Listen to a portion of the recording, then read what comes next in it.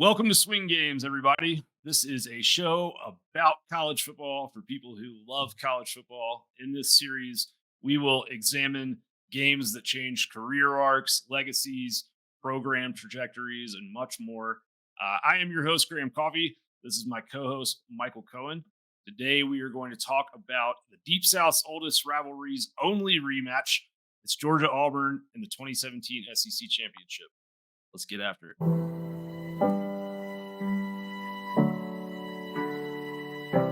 The setting is brand new, but the prize remains the same. An affirmation of gridiron greatness by earning the title Champion of the Southeastern Conference.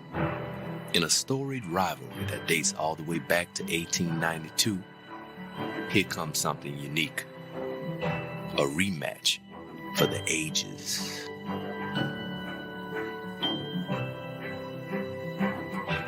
Just a few weeks ago for Georgia, it seemed their wildest dream was coming true. To the 4 and into the end zone, touchdown! An undefeated season was on their mind. And then, the Deep South's oldest rivalry kicked off. And for the Bulldogs, that dream turned into a nightmare. Touchdown, Auburn! Turn the lights out in Athens, Georgia! The Tigers' improbable mid-season renaissance has been fueled by their indomitable spirit, an iron will. Carry on, there's the jump pass, touchdown! But this year, in this, the most demanding of conferences, it turns out beating your most ancient of rivals once is not enough. For Georgia and Auburn, it's bragging rights be damned. Take 2 is for the championship of the SEC.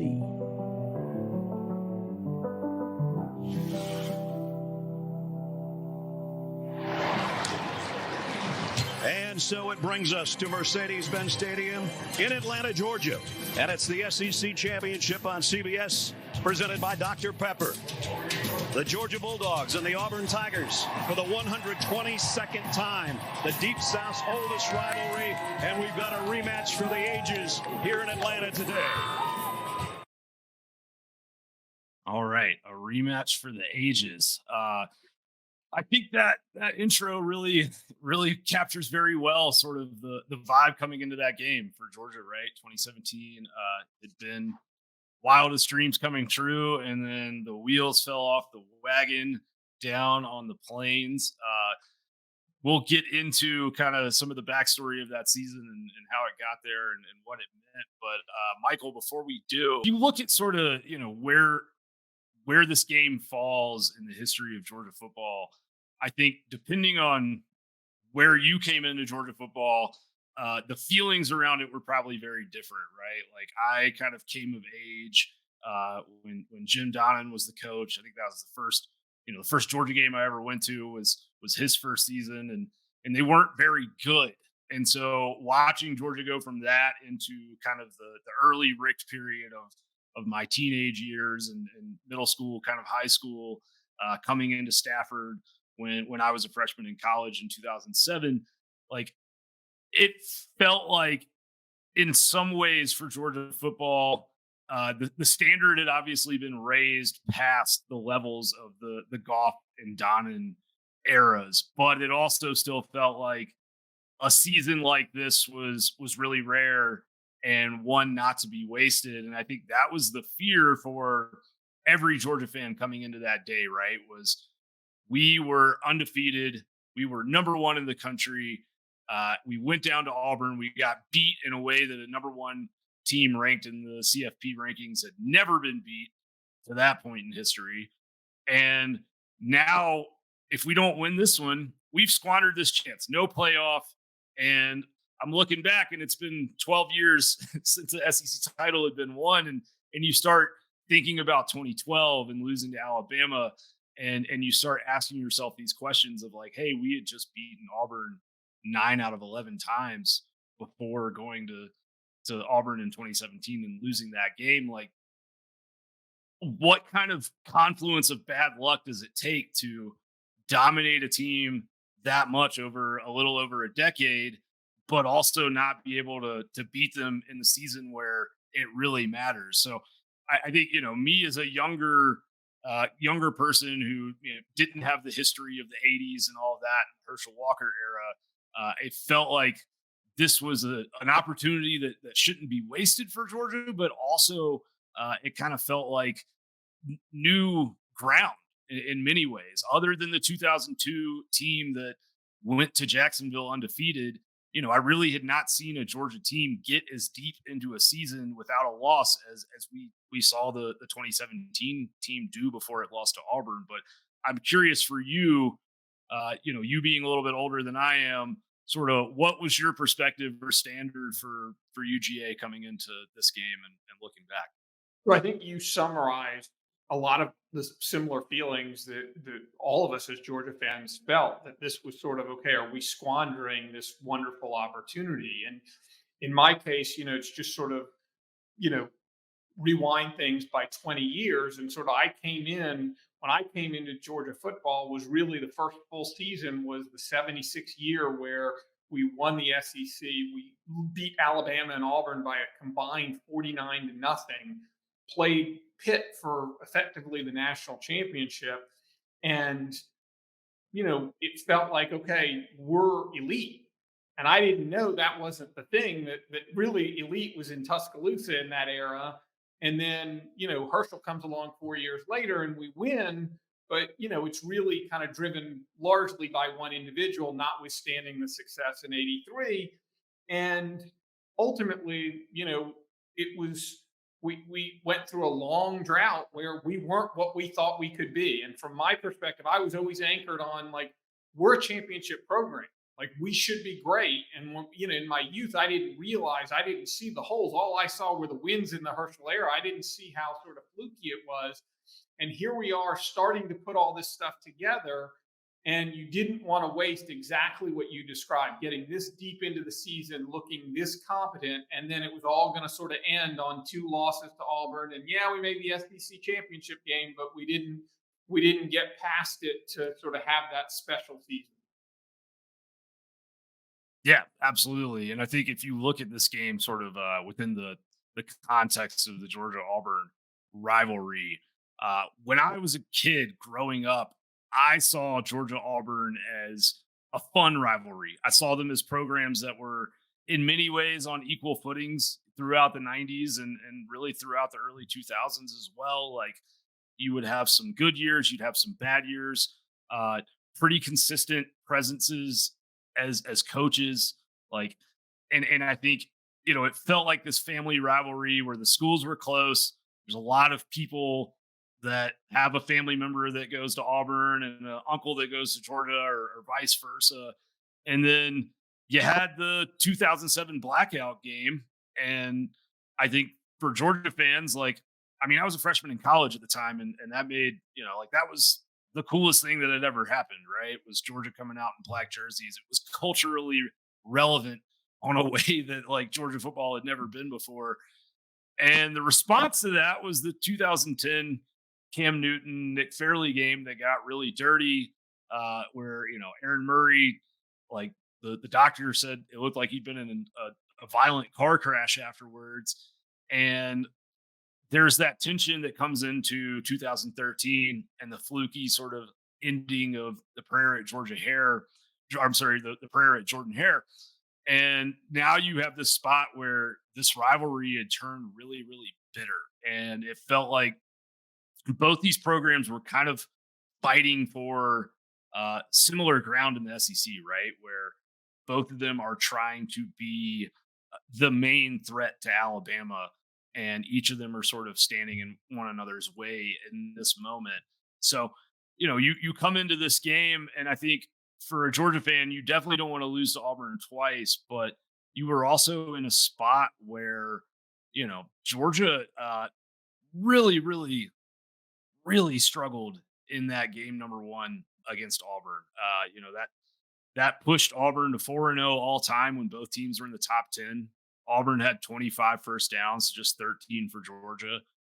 488 total yards to 230 yards. Like that's a pretty high level ass kicking. Let's just call it what it is, like a 3.1 net yard per play advantage for Auburn. So you see that happen. Georgia loses 17-40 on the Plains, but at the same time, you had a situation where, from a talent perspective, like Georgia had a roster that had been, even through the transition from Rick to Kirby, slightly more well recruited than Auburn.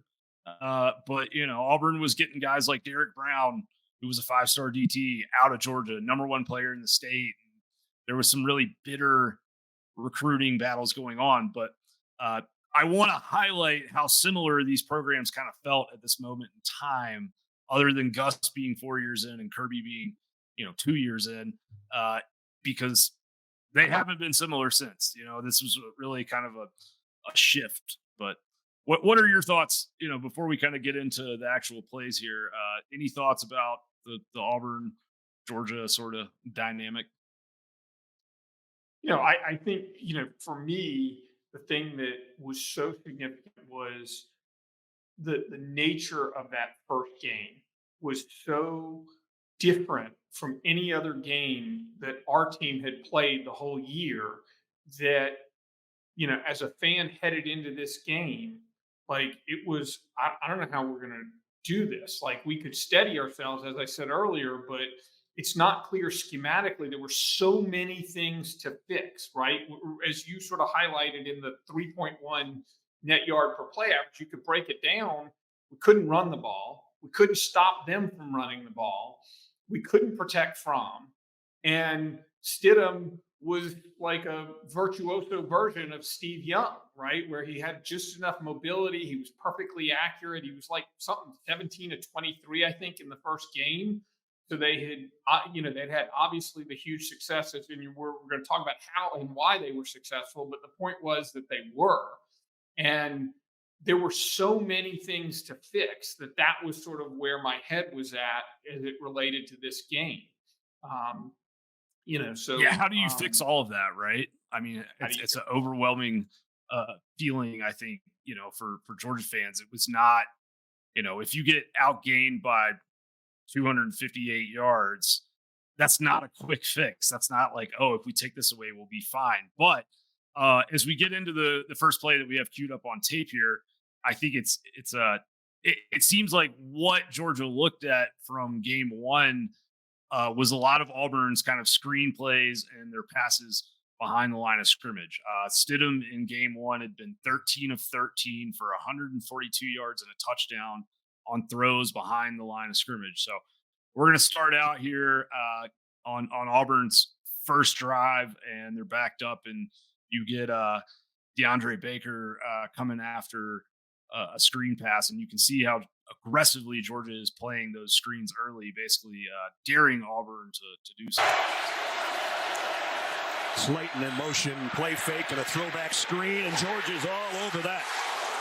DeAndre Baker. Additionally, under Gus has had the running option. Oh, throw it. Oh, shit.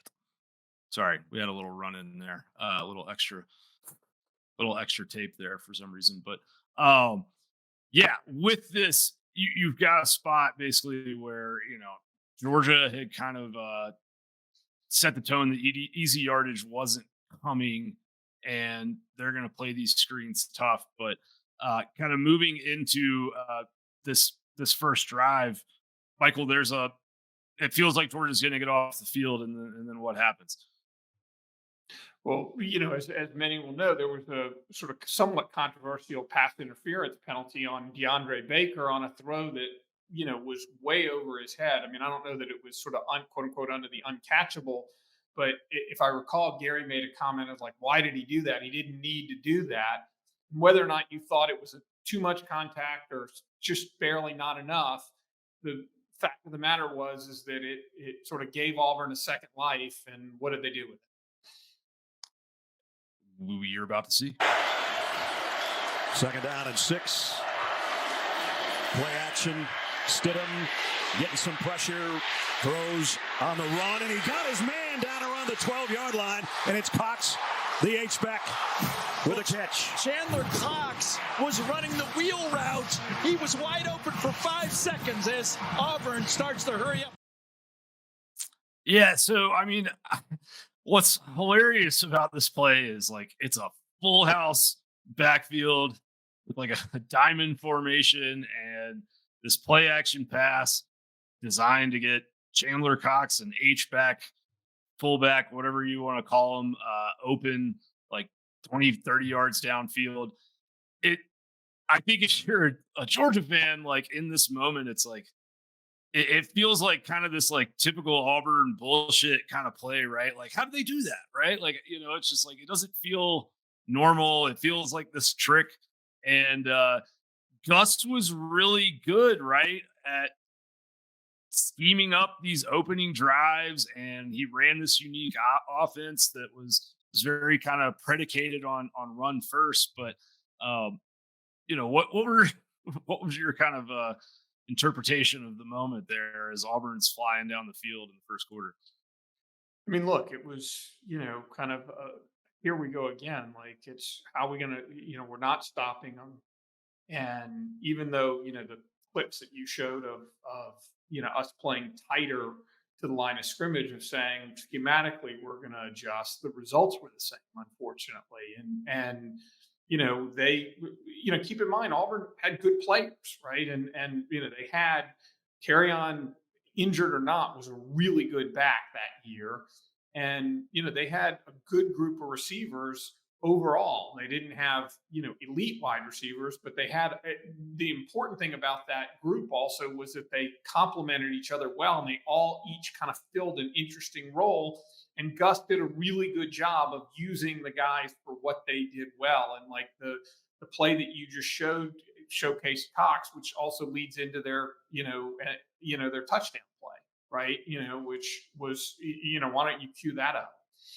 Yeah, well, and the other thing I would say real quick is Auburn, in that first game against Georgia, they had 12 kind of what you would call explosive plays. Like six of those were passes of 15 plus yards, and 6 of them were runs of 10 plus yards. So it's a very balanced attack. And coming, into that game, Georgia had only given up 47 10 plus yard pass plays and 21 10 plus yard run plays all season. They were third fewest in 10 plus yard run plays and second fewest 10 plus yard pass plays. So all of a sudden there's 12 of them that pop up in this game. And it does feel like, here you go in the first quarter. It's sort of a continuation of what we had seen from game one. And you have Roquan Smith. He's going to kind of answer a little bit here on right after this long throw to Chandler Cox, but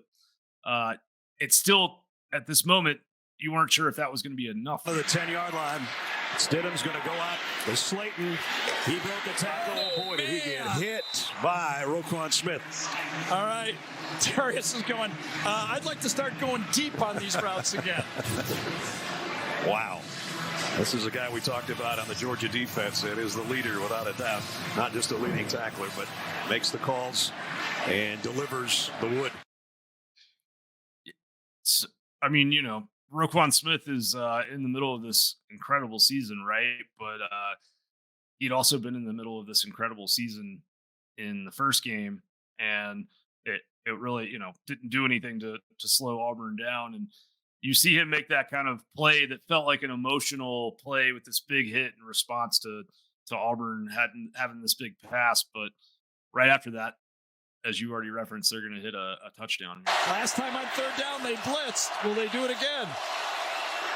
Stidham play fake, end zone touchdown. Nate Craig Myers. And so what's interesting, and I think probably a good kind of indicator of sort of what the valid concerns about the mental state of Georgia's defense was after Auburn went up 7-0 right there is the CBS cameras catch Kirby here with a little like it's all right, kind of trying to calm down his defense. Tigers draw first blood at Mercedes-Benz Stadium.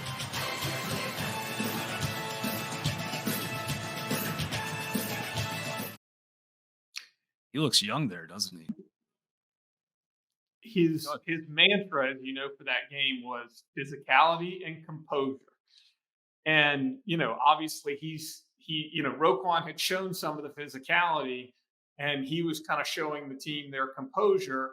And look, I mean, he was in my brain. I think Kirby's saying to himself, he's a little bit tipping his hat to Gus a little bit of saying, the slant call that was a good call. As you pointed out in some of our earlier discussions leading up to this, that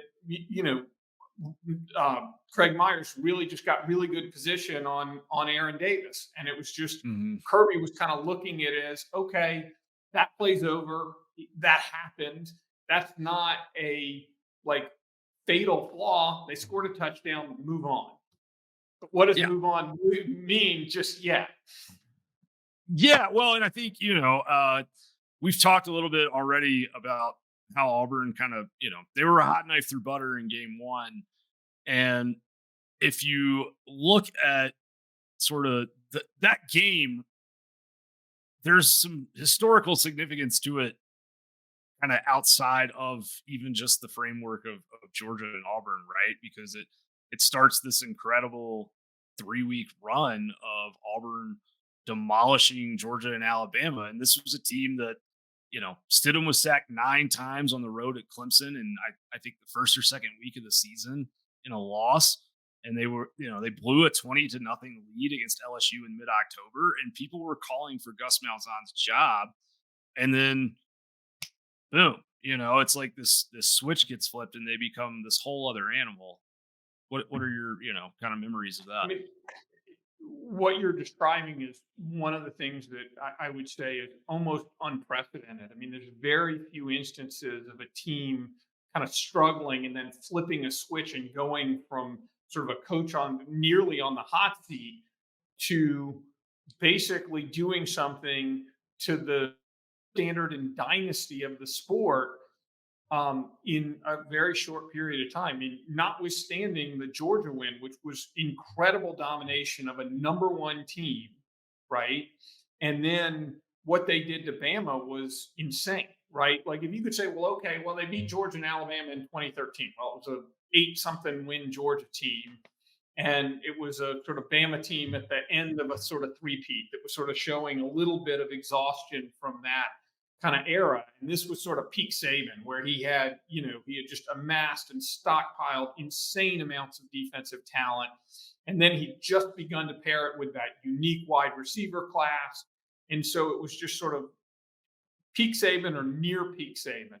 And Alabama had not lost to a team by more than one score since the South Carolina game in 2010. So you're talking about 7 years. I'm talking about in the regular season. Forget about the bowl games that didn't matter.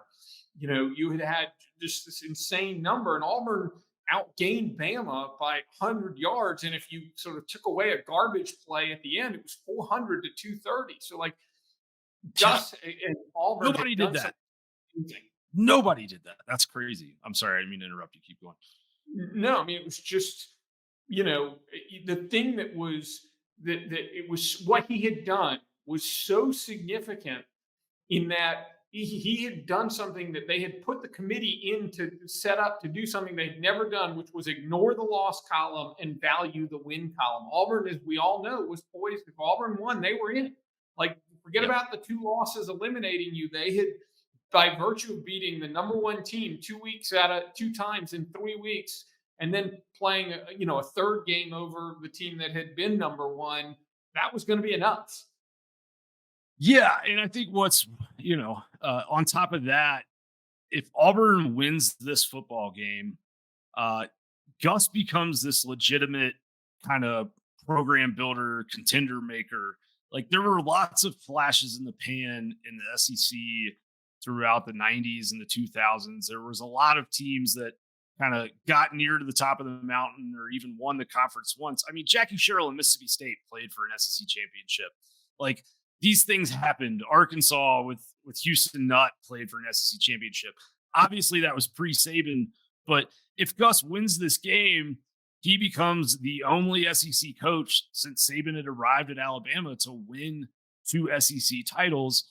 And he's going back to the CFP basically 4 years after they were just a play away really from winning a national title in 2013. Like this really cements Auburn and Malzahn as a team that is going to contend or is at least a threat to contend on a yearly basis. And what it will do for them in recruiting and just in terms of national profile and scope of brand, I think would have been very significant and definitely changed the story and the history of Auburn football that we've seen since that game. So, uh, it very much is a just an interesting moment in time because the irony here is that Kirby wins this game and then he ends up winning another SEC title in 2022 and he becomes the only guy to win two SEC titles in the Saban era at Alabama. Yeah, and not lost. I mean, I think we talked a little bit about this, but I mean, think about what this game meant in significance for Georgia on the other side of that coin, right? I mean, we touched a little bit on it about in the context of the tension, but this game was a portal to basically saying Kirby is everything we think he is. And Mm. we obviously, those of us who sort of were excited about Kirby and knew it was kind of the most no-brainer hire in the history of Georgia football, we all thought it wasn't going to be a matter of if, it was going to be a matter of when. But the win, was certainly the duration of the win was going to be affected by this game. Yeah. And getting to the playoff was going to accelerate. Okay, wait a minute, Georgia's in the elite company, and obviously the Rose Bowl then amplified that because it then put us in the championship game. But you didn't have that if you don't have this. Absolutely. Yeah. And before we have this, we have, Georgia's got to find a way to get off the ropes here, right? And they come out on offense after Auburn goes up 7-0. And in game one, they had really struggled to protect Jake Fromm or to function at all much as a passing offense in any obvious passing situation. And there's going to be a here we go again type feeling very early on. Fromm under center with Sony Michel behind him. Play action. Here comes the heat. Down he goes. Sacked by Trey Matthews, a former Bulldog. And you got the tight end right there willing to help. Watch him chip to help the tackle on the play. There's the chip. Fromm, and this time it comes from the other side. Dontavius Russell with a sack. So you've got Fromm here, obviously, already in kind of bad situation and the offensive line in bad situation, looking overwhelmed. I think at that moment in time, in the stadium, which I think, we both were in the stadium, like there was this feeling of, man, this could go from, a loss to another embarrassing loss. And for Georgia, I think it's historically significant to look back and remember, like in game one, they were the number one team in the playoff rankings. And we had seen top four teams lose plenty of times since the committee started ranking teams in 2014. This was the fourth season of the playoff, but there had only been four prior number one ranked CFP teams who had lost a game at all prior to the playoff. And all four of those losses were by a combined 21 points. Georgia just lost by 23 on the road at Auburn. And I think, as a very online consumer of college football, like it's the 1980 jokes. It's all of sort of the idea of like Georgia is this program that will get close and they will be competitive, but they're not going to knock the door down. And that really kind of started in the second half of the Richt tenure, or maybe you could say the last 2/3 of it. There's sort of two eras of Richt, is a point that you've made to me before. Tell me a little bit about that. Well, in some senses, the first part of the Richt era was wonderful, right? What it did is it brought us back into relevance as much as sort of finish the drill was the term. in many senses, the more significant expression that Coach Rick used to use was blow the lid off the program. So going back to my point earlier about anchoring expectations about us being a championship quality program and having shown no evidence of actually being that, he took us to that. And in many senses, the early Rick teams in many ways mimicked exactly what Kirby's blueprint in terms of physicality, composure. They were road warriors. David Green was as calm as you could possibly imagine as a quarterback. So we would go on the road and we would play well. And you had this just, unbelievable sort of rebirth of our program. And then, kind of post 2005, whether it was because of personal issues or what have you, we began to go sideways to backwards. And as a fan, that was devastating emotionally because we'd sort of come back from this era where you talk about where, you joined Georgia football at a low point in the 90s. We had sort of become relevant, but like we would now have all this sort of years where we're like, we had some of the pieces, but not all of the pieces. But inevitably, at one point in the year, we would just lay an egg. And there would be one game that would just be inexplicable relative to any of the others, whether it was Tennessee in 2007, whether it was, South Carolina in 2012, or 2007 Boise South in Carolina. 11. What? 2007 against South Carolina, like you could argue that game cost Georgia a national title. I think that's a very easy argument to make. Like, yeah, there was these egg layings that tended to happen.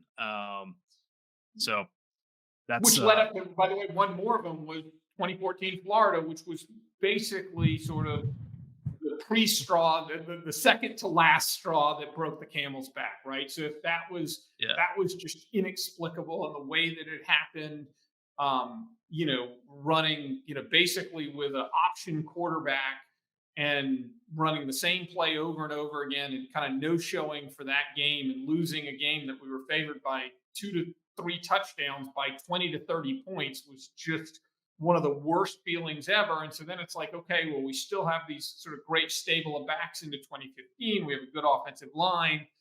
And then the Bama game happened, right? And it was like, well, yeah. And then, I mean, the kid that was bagging groceries for Florida in 2014, like, runs in fake field goal for a touchdown. There was all these things that I think the common thread between all of these is that there were a lot of moments where I think it was fair to say that Georgia looked like they were out coached or out prepared. There was holes that other staffs would find in a protection scheme or in a special teams formation, and it would cost Georgia games. And I think that, those were things that all of a sudden you look up in 2017 and this dramatically different look, right? Like those things are not happening. All of a sudden, those are things that Georgia's doing to other teams. Getting back to kind of this game and this moment, right? Like after these back-to-back sacks, we've seen Auburn adjust to Georgia trying to take away the screens, and I'm gonna replay the original the first play that we showed you where Baker bites on the screen, and then you're gonna get to see how Auburn sort of adjusted to that, and a really fun play objectively for any football. Slayton in motion, play fake and a throwback screen, and Georgia's all over that. DeAndre Baker. Additionally, under Gus has had the running option. Oh, throw down the sideline, and Stove has got another Auburn first down.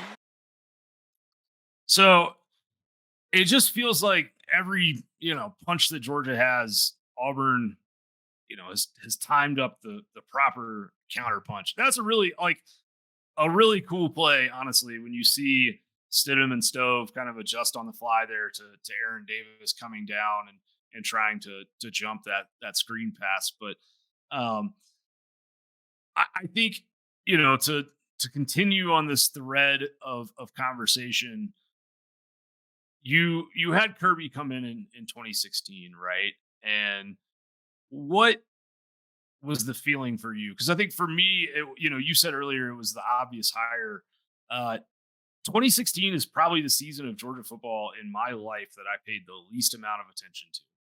And I was at a couple games and all of that, but in my mind, it was always this guy's coming in and Georgia fans and everybody's going to try and give him support. But for me, the judgment of Kirby Smart is going to start on January 1, 2017. 2016 kind of felt like a big wash, and then all of a sudden, we get into 2017, and you expect to have Jacob Eason, and you don't. Like, what was your vibe, sort of, real quickly, I guess, without going necessarily game by game? Like, what was this ride like up to this point?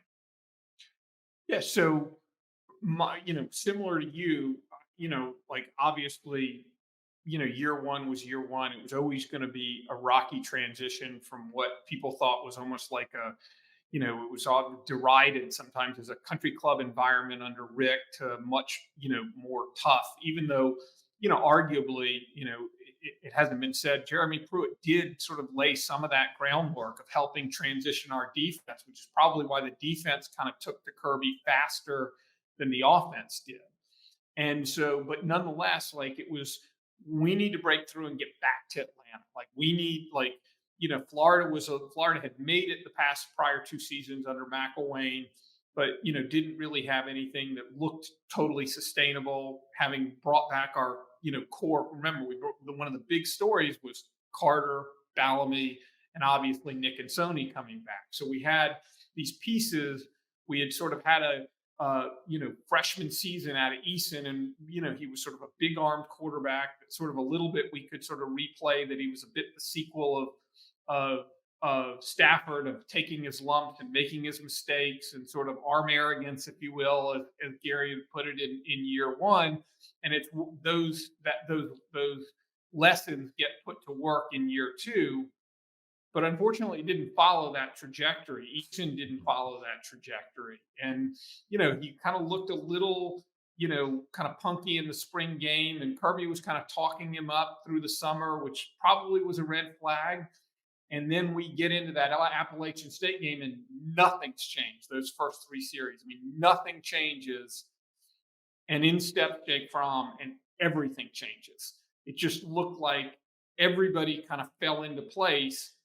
But it wasn't perfect. We still had to go to South Bend the next week. And that was kind of the moment where, okay, wait a minute, we might be able to put something together if we could get through that week. Yeah, absolutely. And, I think that for Georgia fans, all of a sudden you had this spot with a freshman quarterback, and whatever you expected the offense to be with Jacob Eason and his big arm, and the idea of like you've got this future first round quarterback, that kind of got scrapped. And it might have been the best thing that ever happened to Georgia in a way. That's not a knock on Jacob Eason, but it forced Jim Chaney to give the ball to Nick Chubb and Sony Michel.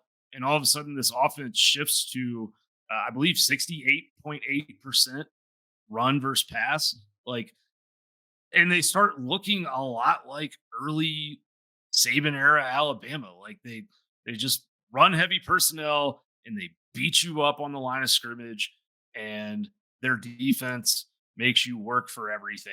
And that recipe, took them to Atlanta in this game where they come in at 11-1, but along the way there had been games like 41-0 over Tennessee, the win at Notre Dame, the blowout of Mississippi State.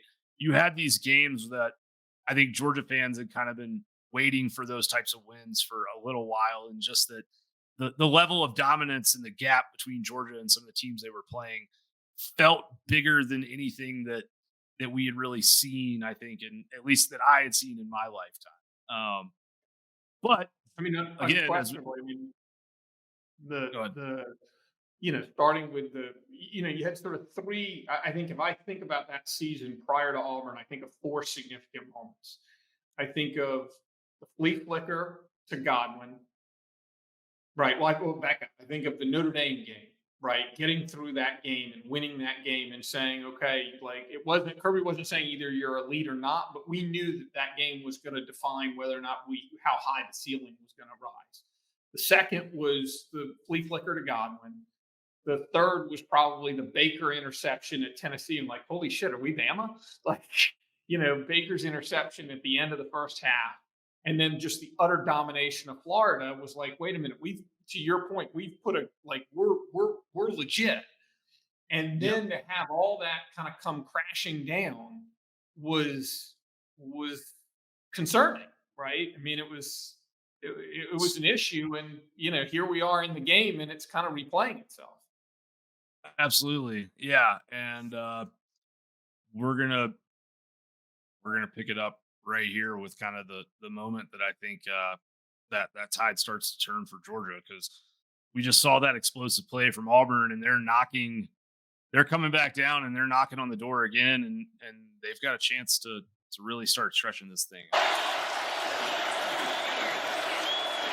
Ryan Davis in motion. Lorenzo Carter trying to put heat up the middle from the backside, and the ball is out. Still loose. Georgia might have this. Looked like Auburn was going to get on top of it, but I'm not sure now. Neither of the officials. It's Georgia ball.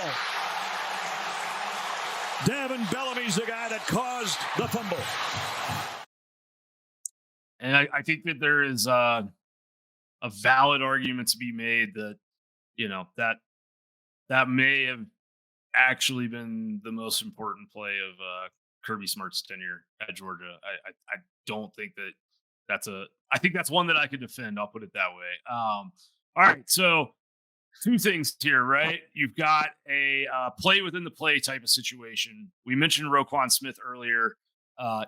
He is running a simulated pressure where it looks like he's going to rush after Jarrett Stidham. He breaks off of that and slides back into kind of a shallow zone, little rat hole coverage action, and takes away this dig route that Stidham is focused in on. It throws everything off for Jarrett Stidham, and that allows Bellamy the time to get around and have the strip sack.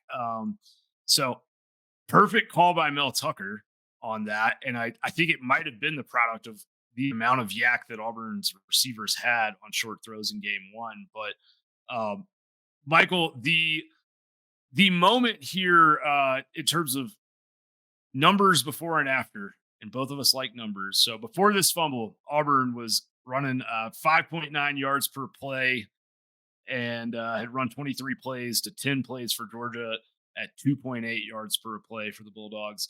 Auburn was dominating time of possession, 11-19 to 537. The Tigers had 124 total yards after the fumble. Auburn just 124 total yards at 3.1 yards per play. Georgia, they start racking it up. Georgia outgains Auburn by 4.3 net yards per play after this fumble. Really incredible turnaround. Michael. Incredible turnaround, but just to be clear, let's not lose the point. I'm no math genius, but the 3.1 net yard per play that you referenced before the game, or before the fumble, was essentially exactly what it was in the first game. So effectively, we basically played 5 quarters of the first game. This was essentially the 5th quarter of the first Auburn game, which wasn't pleasant for any of us, as we all remember. And, this play obviously transitioned that. And what happens next? How are we going to, how did we achieve that 393 and that domination? When did it start? It really starts right after this. And I think it's kind of appropriate that the ball goes to Nick Chubb as soon as Georgia gets back on the field. Devin Bellamy gives it back to the Georgia offense. And Nick Chubb still going. That's his best run of the day, a pickup of about 17. Yeah, you can almost hear the crowd in the background of that clip. Like when he breaks kind of that first tackle a couple yards past the line of scrimmage, there's a semblance of belief that starts coming back into the Georgia folks that I don't think was there early in this game. And we're going to keep going with this drive here. Georgia's going to be in a 3rd and 8, and it's kind of a significant moment because Georgia had been 0 for 4 on 3rd down attempts against Auburn of 9+ yards in the first game, and they're gonna ask Jake Fromm to come up big. Spot for Auburn forces a 3rd down and 8. Fromm waits, fires late, got his man.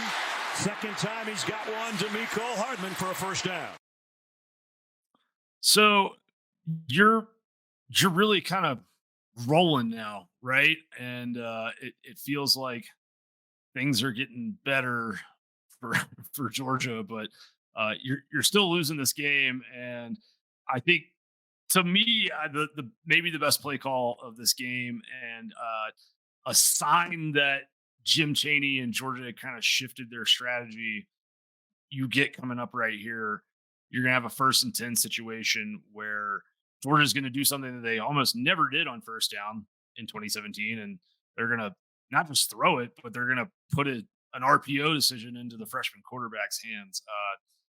Felt kind of like a significant moment in Fromm's progression and in sort of the progression of this team. Play action, quick slant, and it's Mecole Hardman again. And Georgia's got something working. All right, and they're going to finish this drive right here. Michelle, the tailback in the eye. They fake the toss. Fromm, end zone, wide open, Nauta, touchdown.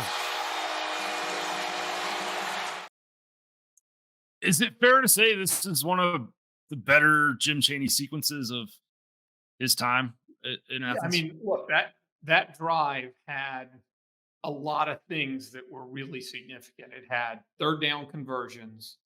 It had obviously the RPO that you point out, and it's a little bit kind of leveraging the strength of the team, right? In the sense that you leaned on Chubb and his kind of willingness to not be denied, and then you had Mecole shot out of a cannon in the previous play that you showed, and then dialing up that classic, like, okay, we're on the goal line and they forget about the tight end, and you set something up to get the tight end wide open. And the whole thing was just a perfect. It was exactly what was needed at that moment to reset the game. And obviously, harkening back to the earlier part of the conversation of like re-level setting, like the matchup between these two teams. I mean, that's what if Bellamy stopped the bleeding, this kind of level set. Okay, wait a minute, we can like all of a sudden be back on the same level, and now let's see what happens. And so that's sort of where we are. We level set, and what happens next? Yeah, Auburn's going to come back out, and the guy we haven't really talked about yet, and this is Kerryon Johnson, right? Who had kind of been Superman in game 1 against Georgia. He had a long screen pass for a touchdown, ran the ball really effectively. And then, I mean, he was running wildcat touchdowns like up the gut of the Alabama defense a week before this. He was in the Heisman conversation in this very moment in time, very much in the Heisman conversation. And makes sense that just in the way that Georgia went to Chubb when they needed to play after that turnover, Auburn's going to come back out and go to their guy. And Kerryon Johnson, his first carry since it looked like he was shaken up, and he didn't have much on that one. DeAndre Walker was part of the reason. Yeah, so Georgia gets off the field there, and remember, 6 explosive runs for Auburn in game 1. Massive difference, really, in this moment of sort of how the line of scrimmage war in the trenches is playing out. And Georgia's going to get the ball back, and they're going to go back to their guys, Chubb and Michelle. Gaining confidence, and you know what? The offensive line has given him confidence with good pass protection. Here comes a blitz off the corner, just flips it out to Sony Michel. Oh, what a move! Sony Michel down the sideline. Michel inside the 20. Boy, did he plant his foot on that one. Nick Chubb back in the Georgia backfield. Fromm's going to flip it out to Nick Chubb this time. And Nick trying to head to the end zone has got it first and goal around the 4. All right. So, Georgia's kind of on the move now. Sort of tell me a little bit about Nick Sony and that decision to come back. I said a moment ago that Bellamy sack fumble might have been the biggest play of Kirby's tenure. Is that the biggest recruiting win of Kirby's tenure to get those two guys back for their senior year? In significance, probably, yeah. I mean, those guys, were very, very special talents. I mean, in some senses, we were lucky that those guys didn't get great draft grades owing to such poor offensive line play in 2016, right? And in 2017, you get Andrew Thomas, you move Wynn outside, and all of a sudden these guys are able to do what they do. I mean, the clip that you showed, and obviously Nestler hits on it, the cut he makes inside of that defensive back closing in on him. And then later in the play, he cuts in a little bit more to turn what, is a 10-yard play into, something way more than that. And these guys, that's essentially what they gave us, right? They gave us, absolutely superior play at running back. And the decision to come back, took us from a team that could have had a good running game, I suppose, with an improved offensive line to just an absolutely elite. I mean, I believe it's still the high watermark of the Kirby era in terms of yards per carry. I mean, we were averaging just under 6 yards a carry. That's unheard of. Yeah. No, I mean, it was, and I mean, there were large stretches of SEC play where that number is up around 7, 7.5, 8. It was, maybe the best rushing attack that we've seen in the conference. And I don't know, a long time for sure. So that drive, it ends with a field goal, or it ends with the Georgia field goal, and Georgia kind of goes into half up 10-7. Penalties cost you a touchdown, cost your defense an interception. Why so many self-imposed mistakes? Well, we're being aggressive. Those aren't undisciplined penalties. They're aggressive penalties. We got to do a better job executing and do what we coach to do. In a game that's so evenly matched, what will set you apart in the second half?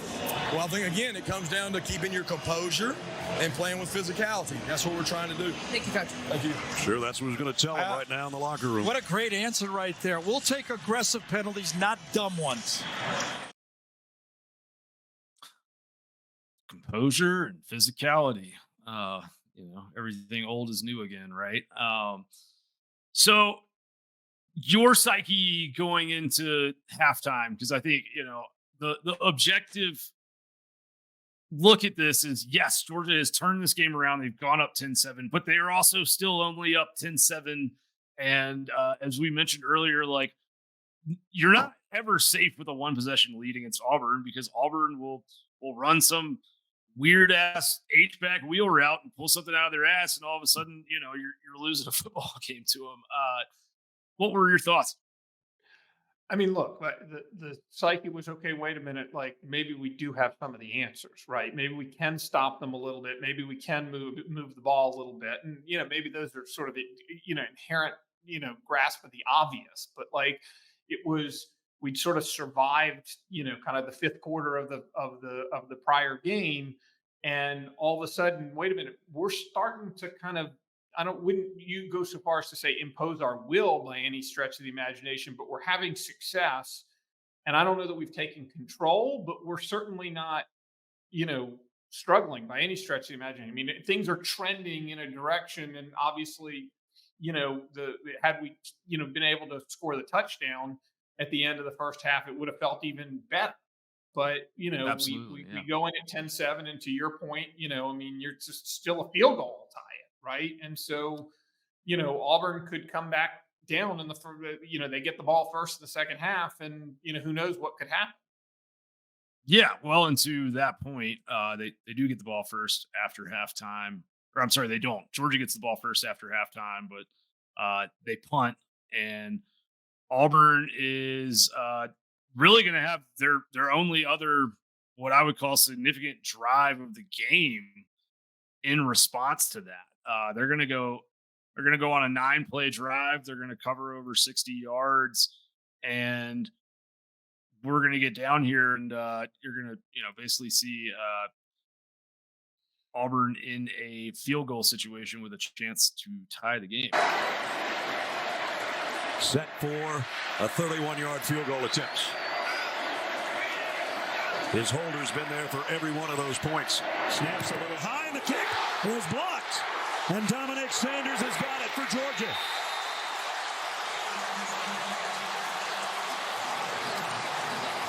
And this was just a mush rush up the inside.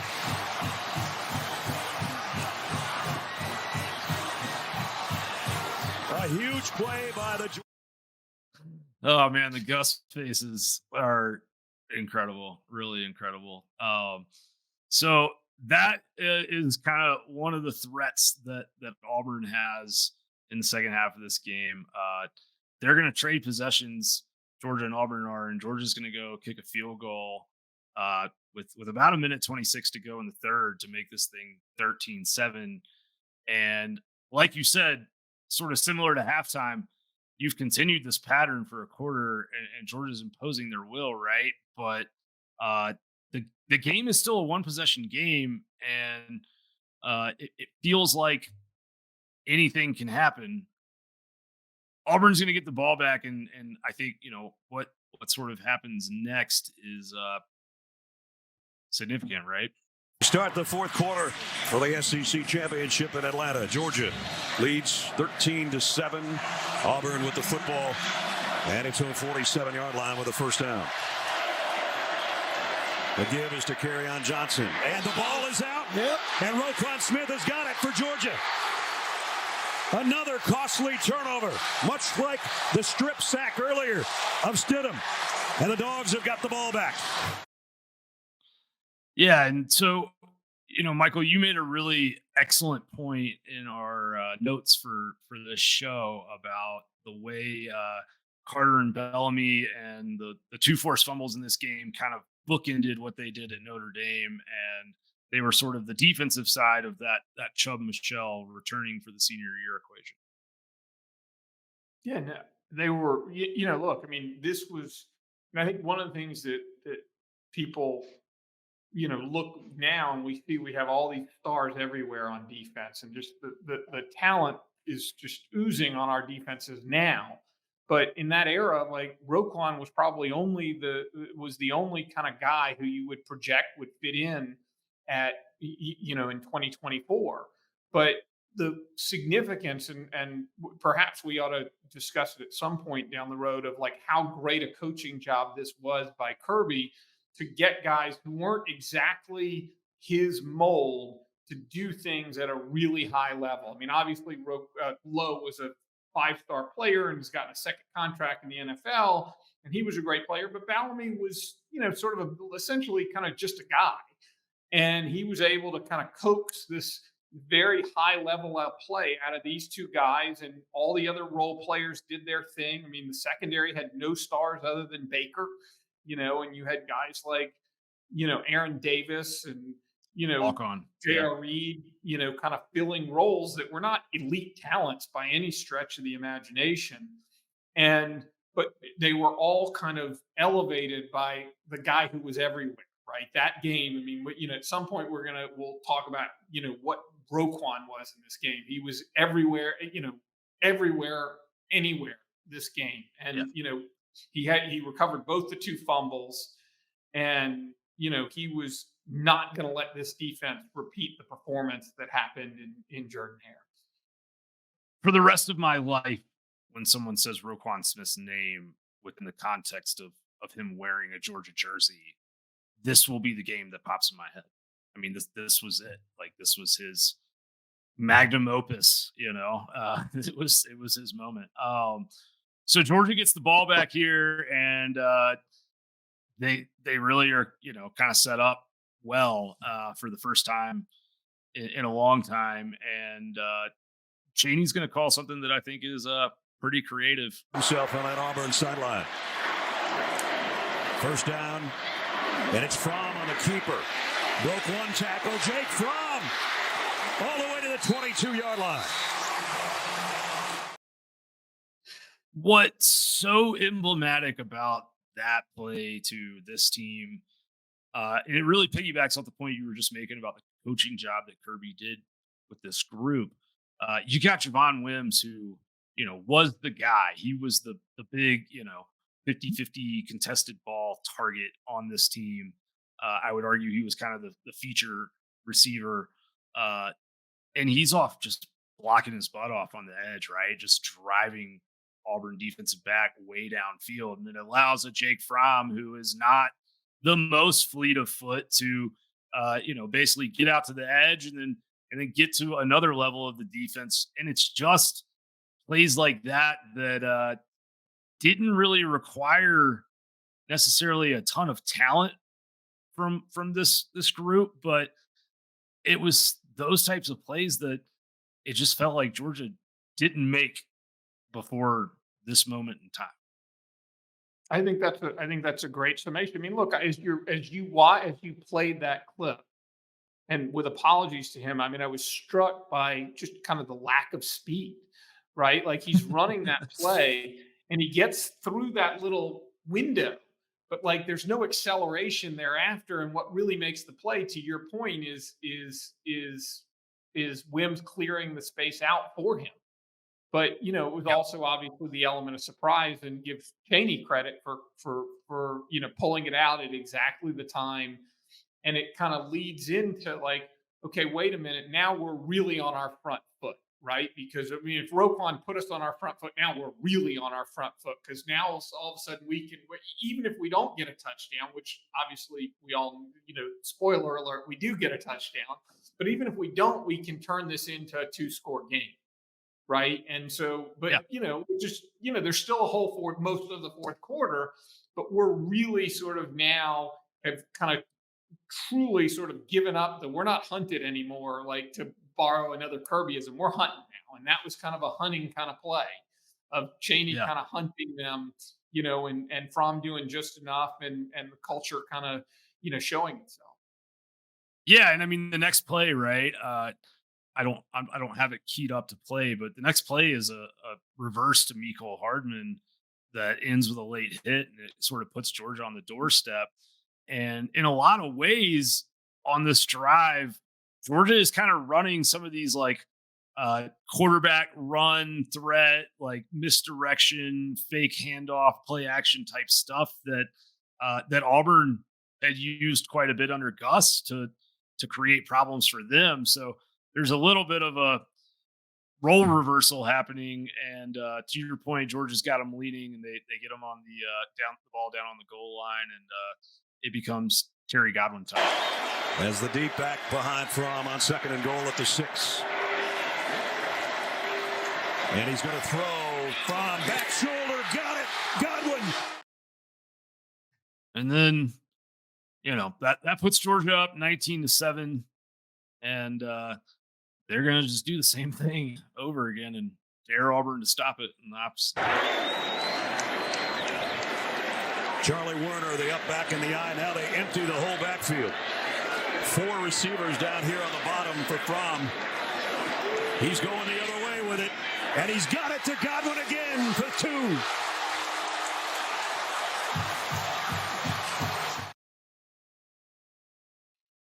So there's 2 things that are just massively significant about that little 2-point play. One, if if we could replay it, if you see 10 guys are literally looking right, like he's truly in isolation. And by the way, that was a backup corner. So it was this was a Chaney special. Like people love to hate on Chaney, but like that was a great call, like to save that play, have everybody looking, because they're thinking, okay, you're flanking the formation that way. Maybe you'll run something with one of the backs that way or something. And to sort of get everybody looking that way. And then he was going after a backup defensive back because Carlton Davis was hurt. And so, Godwin, as we know, was a LaGrange guy, which is, as anybody familiar with Georgia geography knows, is very close to the border with Auburn. And so, it was the significance of that, for both those 2 plays was kind of, interesting. to say the least. And now Yeah. we're in control.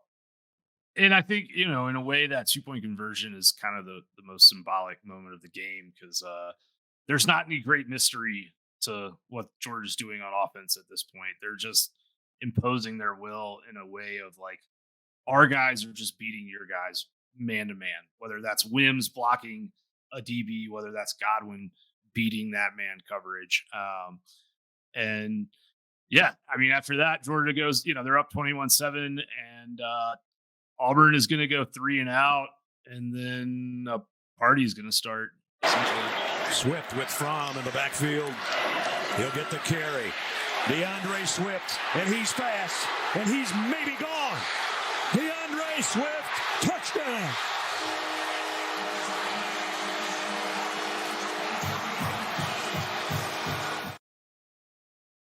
So take me through sort of the emotions for you, or the energy of this play being in the stadium as it's happening.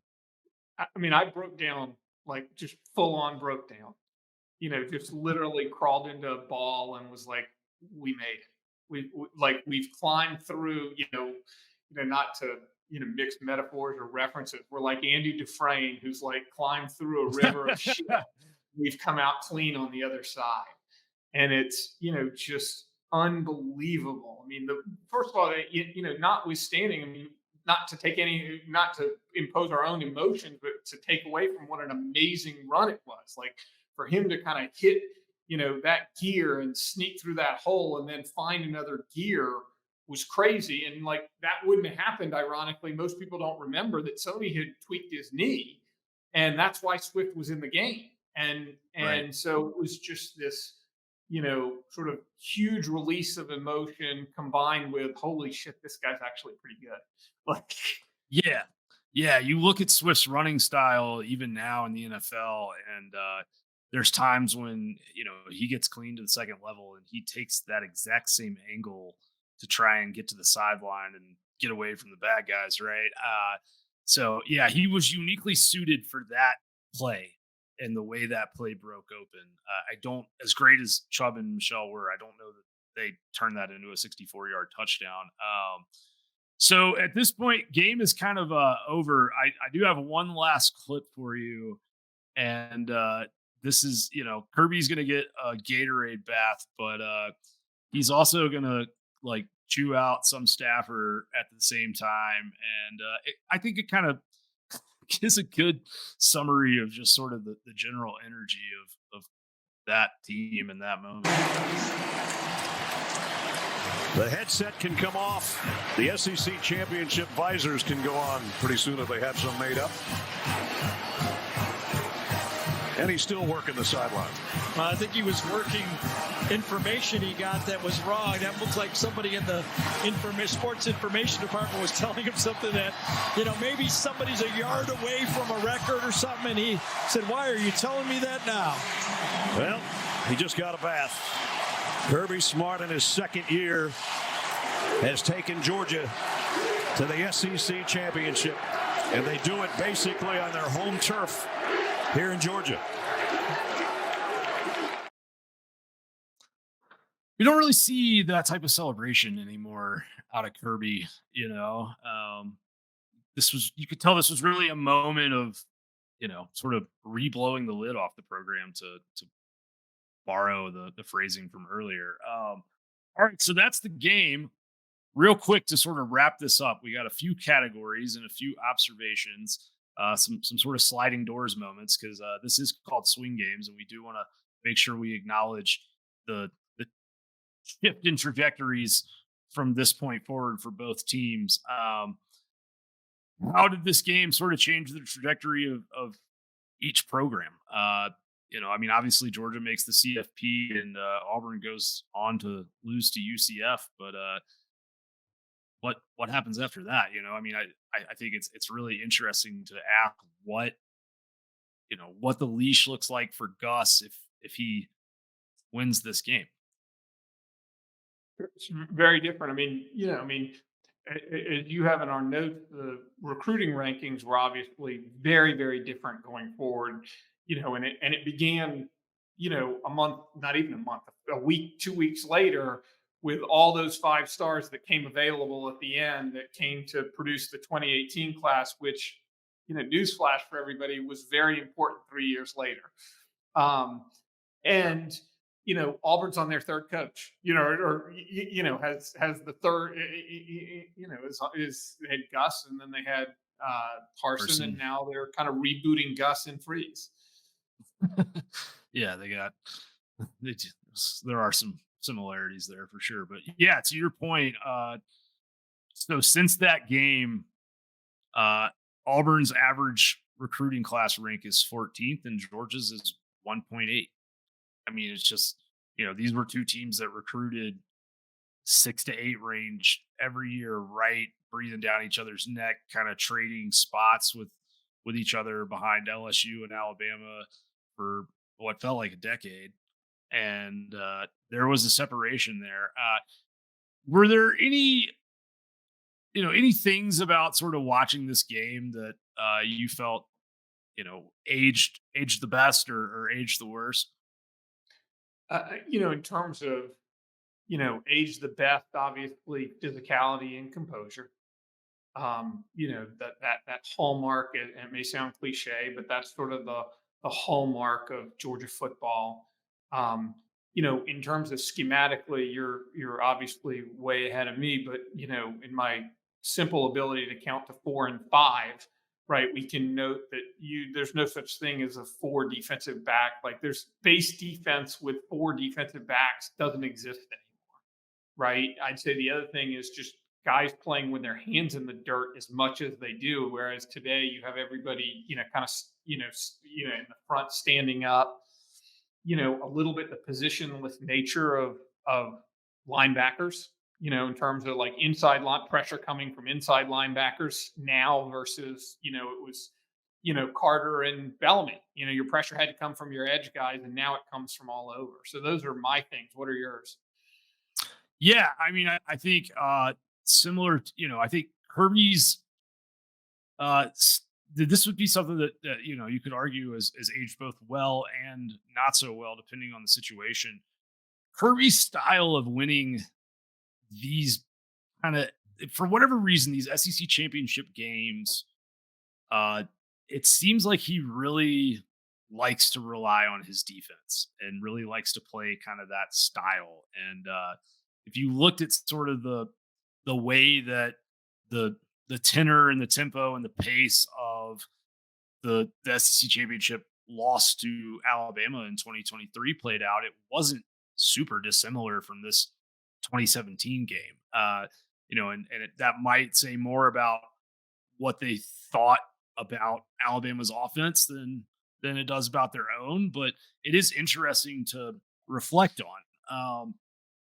I think what aged really well is like Georgia's perimeter blocking in this game, which was fantastic. If you go back and look at some of the grading, I mean, Wims had 0 catches in this game. He was their starting X receiver, and PFF gave him a 90.6 run block grade in this game, which, I've been doing this in a really in-depth level, analyzing every Georgia game for a few years now, and I have not seen a wide receiver get anywhere close to that number since. I think that, there is that old style. You've got Blazevich at tight end. He was pretty much a blocker. You're not the Brock Bowers or some of these freaky guys that Georgia has at tight end yet. And maybe the biggest thing that's changed, and I don't know that we'll ever see this again at Georgia, especially under Kirby, is there were 31 seniors on this roster. By my count, there will be 13 scholarship seniors on the 2024 roster, and a lot of those guys are going to be transfers. Like I'm counting Urasek, the Stanford tight end that hasn't even gotten on campus in those numbers. Georgia now, they bring guys in, and those guys either flourish and they're gone to the NFL within a few years, or they get there and they maybe realize they're not going to be able to get on the field at Georgia, and they're gone. So it's definitely sort of there was a cohesiveness and continuity about that group that had really been born out of 4 years together and some hard memories and some tough losses with that team. And I just don't know that you'll really see a group of seniors that are quite that bonded again. It's not to say the ones they have now are not close, because I think they are, but um, there was just so many of them on this group that I mean, you're talking about nearly half of the, I mean, like, your 31 scholarship seniors, when you can only carry 85 scholarships, like, that's a big number. And it seemed like that group just kind of had this determination about them that sort of lifted up everybody else and said, we don't care if we have a freshman quarterback, we're just going to bring these guys with us. And they did, and it changed everything for Georgia football. Kind of as far as looking at the some of the guys and the names that were in this game, guys who didn't pan out. I thought it was interesting that Jarrett Stidham, watching this game, was really more talented than I remembered. Like, big arm, mobile, protected the football pretty well. I mean, obviously, I know there was the sack fumble, but some of that I would put on the play calling. Like, he was a really big get for Auburn and was a heralded quarterback when he committed to Baylor out of high school before the Briles scandal. And he's still in the NFL a long time later, but he's never really had that crack as like a true QB1 in the NFL. Yeah, I What mean, about for you? surprising. Look, obviously the Steve Young comparison probably wasn't the best or the most fair, but like, stylistically, he had, sort of that mobility and accuracy. And I share your thought. I would have thought he would have gotten more of a chance. I mean, I'm surprised. When you think about where he was drafted, and New England just and they didn't have a lot of draft capital in him, but they just drafted right over it. With Mac Jones, and never really gave him much of a shot. I think they brought in Cam Newton somewhere in between, like in his last legs, and he never really got a shot, and hasn't really either. The other player that was an obvious candidate to be like a Kirby Smart quality talent that just life circumstance affected was Trenton Thompson, right? Who was kind of pushed to go pro early, even though he had a rough season in 2017 and wasn't really poised to fare well in the draft, and then had a terrible combine, and was out of the league before it even started. Yeah. So there were there were some guys that didn't pan out, and then there were others that you watch an NFL game here or two, and you see some names, you're like, wait a minute, was he on the Auburn team in 2017? There was a lot of talent on that team, man, for sure. Derek Brown, right? Like, I mean, the game that I'll always remember from Derek Brown is that 2019 Georgia-Auburn game where that Georgia offense was really struggling, and they got up, and a freshman Bo Nix almost brought them from behind. I think Georgia ended that game with like 11 straight 3-and-outs or some crazy statistic like that. But they held on and won. And I just remember him and Marlon Davidson just dominating the trenches in that game, and just, giving Georgia's run game absolutely nothing. As far as sort of some underrated or underappreciated contributors for team for Georgia, looking back in this, like, any guys that stood out to you? I mean, you pointed this out. I'm going to give you credit for it, but DeAndre Walker in our conversations. I mean, DeAndre Walker is probably one of the more sort of guys that kind of flew under the radar of that 17-18 kind of, dual seasons. Like, he was, he didn't get the pub that Bellamy and Carter did, and obviously they got more playing time. And we would learn how significant in 2018 he was for our defense when he left the games, unfortunately, against Alabama in the SEC championship game a year later. Absolutely. Yeah, for sure. And I think, Aaron Davis stood out. I know he gets beat on that touchdown, the slant in the first quarter that Auburn is able to connect for, but that was more of a play call situation of, where where he was asked to be than anything he did wrong.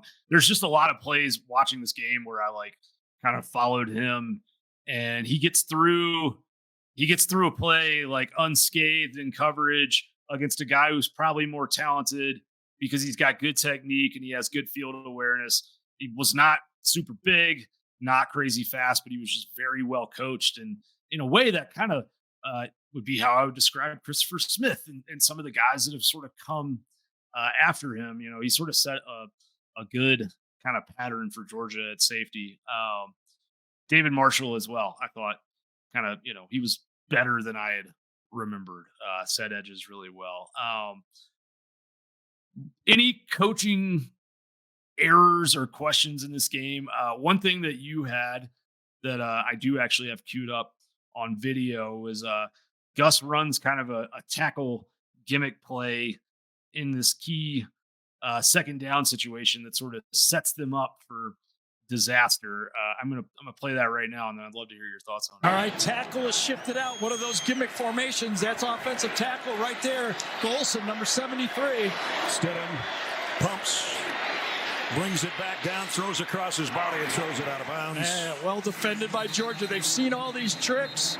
They've adjusted to them and made no easy throws. Yeah, It's just, I mean, inexplicable because you're ahead of the stick. And I understand he wanted to try, the only argument in defense of it was that he was trying to manage Carry-on's load. But my God, if you're not going to hand him the ball, within the shadow of the goal line on 2nd and 6, like what load are you going to give it? And, it just sets up. What? I don't know. To your point. Yeah, I'm agreeing with you. It sets up obviously the next play where they have to throw the ball, and they have to throw the ball in compressed space where there's less field to cover and more guys, and so it was just, as you pointed out, so clearly on the Bellamy sack fumble, it's that one moment of sort of redirect that Roquan causes the time that gives Bellamy the time to make the sack fumble, but that never happens if Gus doesn't call this goofy play. Like, you could argue like, okay, let's say he gets 2 yards on the next play, then you turn the game away from being like, notwithstanding, even if the sack fumble doesn't happen, and maybe it's today's era versus that, like maybe they could have gone for it. There's so many things that fulcrum off of that silly decision. It's just remarkable, like why you would overthink things. Yeah, no, that's a really good callback by you. One thing that stood out to me was Eli Stove, who I thought was a really good player and, very, very, very difficult to deal with. A guy that, Georgia struggled with at times in game one.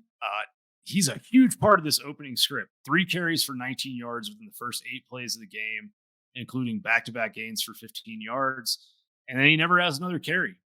Gets 1 reception for 26 yards, and they ran him just 9 receiving snaps. He was just on the field for 9 pass plays, and didn't understand that, especially as Auburn kind of got behind, and it became clear that Kerryon Johnson was hurt, or maybe not 100% himself. Using Stove in the run game would have been a natural release valve for that pressure that that problem kind of created. So I would question that decision for sure. Yeah, I mean, it's interesting to look back. The other on our end is, we didn't really, when other than the sort of Godwin plays, we didn't attack, the corner that replaced Carlton Davis when Carlton Davis was out, particularly with Wims, until sort of it was garbage time and Kirby was trying to reward him with, for his blocking with a touchdown on that 4th down. But it's hard to pick nits at what was Kirby and the staff's masterpiece. It wasn't just a Kirby masterpiece; it was a full staff masterpiece. Yeah, absolutely. No, it's well said. Anything else you got that you want to touch on? I think we've made it through our notes here. Any other final thoughts before we wrap this up? No, just that, watching it brings back such fond memories, and just it reminds we've been, for all of us who love this program for as many years as we to have arrived and enjoyed the ride that we've enjoyed, you know, you had to have this. And this was sort of the portal to that. And, look, hopefully we're not done yet. Like, I mean, as we transition into 2024 at some point, we're hopefully going to make some significant memories in 2024 that will, hopefully get looked back, maybe not as swing games, or maybe the swing game that it'll be is to swing the college football universe back to being focused on Athens where it should be. Yeah, I know. Definitely a lot of potential for Georgia to have some more memorable and more types of moments like this that Georgia fans will look back on for a long time coming up this season. I think for me, the lasting impression of going through this exercise is kind of just how far ahead of schedule Kirby was at this point with this team. You've touched on this a couple times throughout this broadcast, but they really, there were some sort of duct tape and wire positions on this team where now in this modern era, it's just like 5 star, 5 star, high 4 star.